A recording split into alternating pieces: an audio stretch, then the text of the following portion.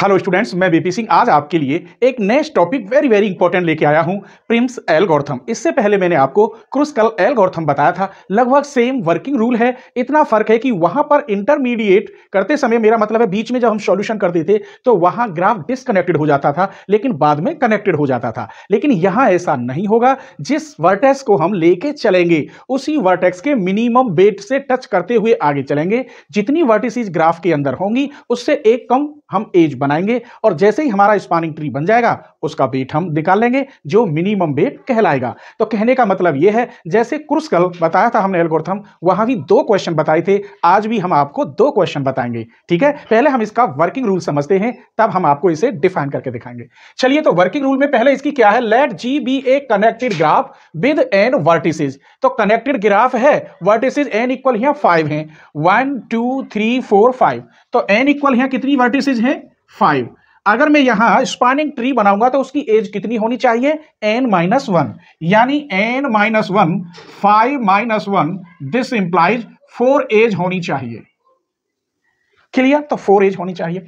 आगे चलिए, स्टेप 1 में क्या करेंगे। अब हम इसका वर्किंग रूल मैंने अपनी तरफ से बनाया है, देखना।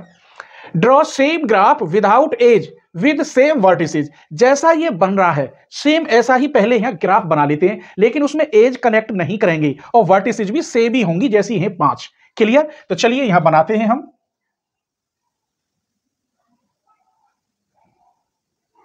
ये है V5, V1, V2, V3 और V4।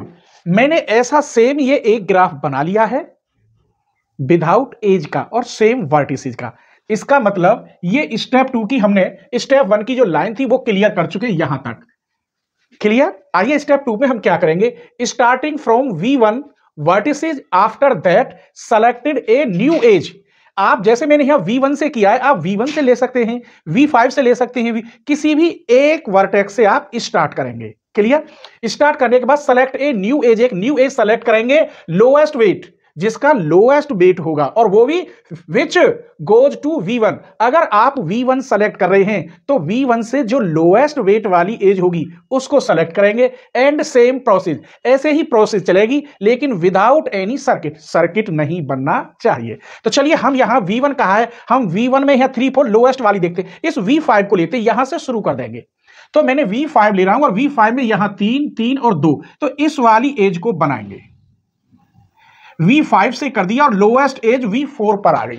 न्यू एज हमने क्या देख ली, ये बन गई V4। अब V4 से या V5 से समझिए, यहां फिर क्या लिख रहा है, lowest edge V1, same process without any circuit with n-1 edge. ये तो मैंने बता ही दिया कि यहां 5 वर्टिसेस हैं, तो उससे एक कम हम एज बनाएंगे, तो इसमें केवल 4 एज बनेंगी। कितनी बनेंगी? 4 एज। आइए फिर ये क्या कह रहा है, स्टेप 3 में n-1 edge will from desired minimal spanning tree कहलाता है। क्लियर? अब मैं आपको बता रहा हूं कि हम यहां से कोई सी एक वर्टेक्स चूज करते हैं, चाहे मिनिमम वेट की लो चाहे मैक्सिमम लो, कुछ भी लो, लेकिन एक आपको लेनी होगी। जैसे मैंने V5 चूज कर ली, आप भी कोई एक वर्टेक्स चूज करेंगे अदर्स ग्राफ की, फिर उससे देखेंगे एक मिनिमम एज किधर है, इधर है, यहां पहुंच गए।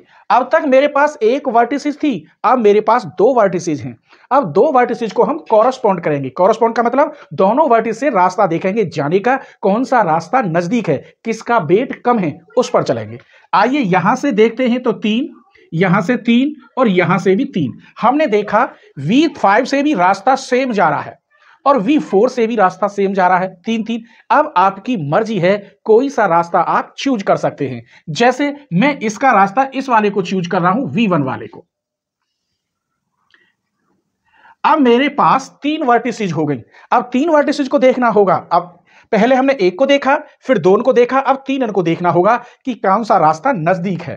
V1 से V4 ये 4 गया, V1 से ये V3 गया, इससे भी ये 3 जा रहा है, तो इससे इसे ले सकते हैं, चाहे इससे इसे ले सकते हैं, जो आपको अच्छा लगे। दोनों की एज सेम है, ये तो मैंने ले ली। V1 से इसे नहीं लेंगे क्योंकि मैक्सिमम है, लोएस्ट वेट वाला लेना है, तो आप इस 3 को ले सकते हैं, इस 3 को। क्या हम इसको ले सकते हैं?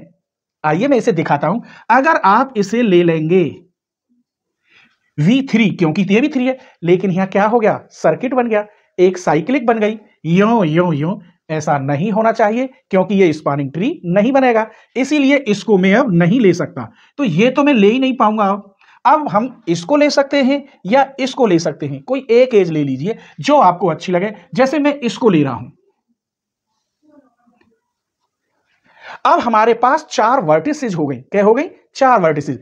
आपने देखा था क्रूस्कल वाला, उसमें इंटरमीडिएट के समय जब बीच में हम सॉल्यूशन कर रहे थे तो डिस्कनेक्टेड हो गया था। अभी यहां डिस्कनेक्ट कहीं भी नहीं हुआ, यहां से यों गए और यूं गए। अब हमारे पास एक वर्टिसेज, 2, 3, 4 वर्टिसेज है। चारों वर्टिसेज में देखना है सबसे कम दूरी कहां है। तो सबसे कम दूरी मुझे ये लग रही है, 2 और तो कहीं है नहीं, 2 ये मैंने ले ली, तो फिर इसको लेंगे। कितनी एज बनानी थी आपको? 4। इससे ज्यादा आप बना नहीं सकते। 1, 2, 3, 4, बस यही आप इसकी मिनिमम कॉस्ट निकाल सकते हैं स्पैनिंग ट्री की। हियर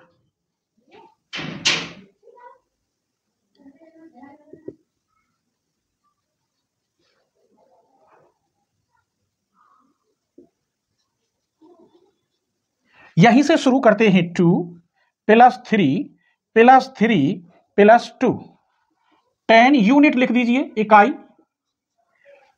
तो ये एग्जाम्पल कैसा लगा प्लीज कमेंट करके जरूर बताना, ठीक है। चलिए तो एक और एग्जाम्पल देख लेते हैं, इंपॉर्टेंट एग्जाम्पल है। सेम वर्किंग रूल है, बस हमें वर्टिसेज काउंट करनी है। तो 6 वर्टिसेज है, तो 5 एज बनानी है। कितनी एज बनानी है? 5। और कोई एक वर्टिसेज आप चूज कर लीजिए। मैं तो वो वर्टिसेज चूज करता हूं जिसका वेट ऑलरेडी सबसे कम हो। आप वैसे कोई सी भी वर्टिसेज चूज कर सकते हैं। तो सबसे पहले जैसा ये ग्राफ है विदाउट एज के, ऐसा ग्राफ बना लीजिए जिससे आपको कोई परेशानी नहीं होगी।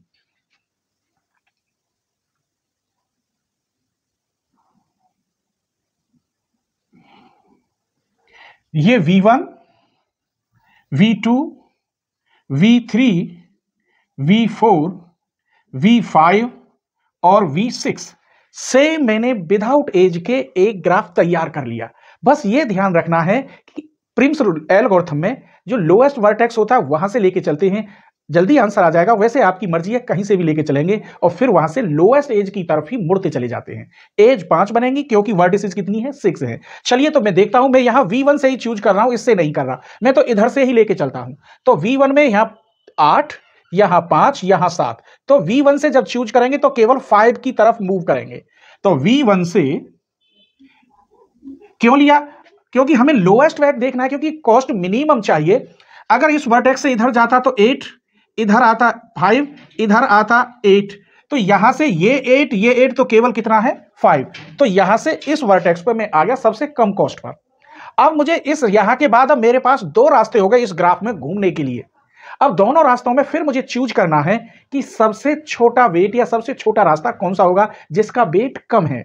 आइए तो इधर से देखते हैं, तो ये था, ले लिया, यहां 8, 8, इससे देखेंगे तो ये 8 है और ये 7 है। तो अब इधर चलेंगे इसकी तरफ। फिर समझ लीजिए V1 और V5 में पहले V1 देखा तो 5 मिनिमम मिला, इधर आ गए। अब 2 वर्टेक्स है गए, दोनों वर्टेक्सों को आपको देखना होगा कि किसकी कॉस्ट कम है। तो इधर गई तो 8, इधर से आए तो 8, इधर आई तो 8, लेकिन इधर जा रहे तो 7। अब ये 7 है। अब मेरे पास 3 वर्टिसेज हो गई, 3 वर्टिसेज हो गई। अब मुझे ये भी देखना है, ये भी देखना है, तीनों देखनी है। ये तीनों देखने का मतलब इसकी बैठती है 8, इसकी 8, इसकी 5 ले ली, इधर 8, इधर 7, और इसकी देखते हैं तो 10। इस 8 को मैं नहीं ले सकता। अगर मैं इस 8 को यूं लेता हूं तो ये एक सर्किट बन गया। ऐसा नहीं बनना चाहिए स्पैनिंग ट्री के लिए। स्पैनिंग ट्री की डेफिनेशन तो क्लियर समझ के आगे होगी आपको। तो इसको मैं नहीं ले सकता, इसे यहां से मैं हल्का सा कट कर ही देता हूं, इसको तो लूंगा ही नहीं। अब इसे देखिए, ये 10 है, ये 8 और ये 8। इस 8 वाली में से आप कोई सी एक चूज कर सकते हैं जो आपको पसंद आए। मैं तो इसको चूज कर रहा हूं, 8। अब मेरे पास कितनी वर्टिसेज हो गई? 1 वर्टिसेज, 2 वर्टिसेज, 3 और 4 वर्टिसेज। अब चारों वर्टिसेजों में देखना है मिनिमम कॉस्ट किसकी है, कौन सी एज का वेट सबसे कम है। तो मैंने यहां देख लिया, ये सबसे कम 2 ही निकलेगा, और काउंट करने की जरूरत नहीं, सबसे पहले ये 2 ही है, तो मैं इसको ले गया यहां। अब हम एज काउंट करते हैं, 1, 2, 3, 4, जबकि हमें वर्टिसेज 6, 5 एज बनानी है। जितनी वर्टिसेज होती हैं उससे एक कम एज बनती है। अब मेरे पास कितनी हो गई? 1, 2, 3, 4, 5 वर्टिसेज हो गई। अब पांचों वर्टिसेज में सबसे कम वेट देखना है। इसका वेट देखता हूं तो यहां 5 है, यहां से ये 8, ये 10 और ये 6, 5। इधर मैंने ये 5 वाला ले लिया था, यहां भी ज्यादा है, तो ये ही रहा केवल सबसे कम वेट, V4। यहां से ये आ गया। अब हम देखते हैं तो इसकी एज कितनी हो गई?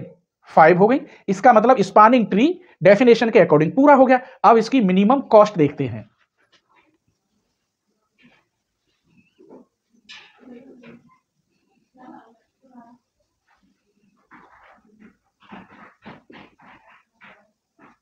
यहीं से ले लीजिए 7 + 5 + 8 + 2 + 5, 12, 8, 20, 7, 27, 27 यूनिट। तो आज की वीडियो कैसी लगी प्लीज कमेंट करके आप जरूर बताएं, क्योंकि मैं बहुत मेहनत करता हूं और पूरी कोशिश करता हूं कि एक एक पॉइंट आपकी समझ में आए, और मैं ये वादा करता हूं कि आप भूल नहीं सकते। मैंने आपको समझा दिया, आप कभी नहीं भूलेंगे। वीडियो पसंद आई हो तो अपने फ्रेंडों को जरूर शेयर करना और सब्सक्राइब करना बहुत जरूरी है लेटेस्ट नोटिफिकेशन के लिए। ठीक है, अगर आपने कर लिया है तो अदर्स डिवाइस से आप सब्सक्राइब करवा सकते हैं। ठीक है।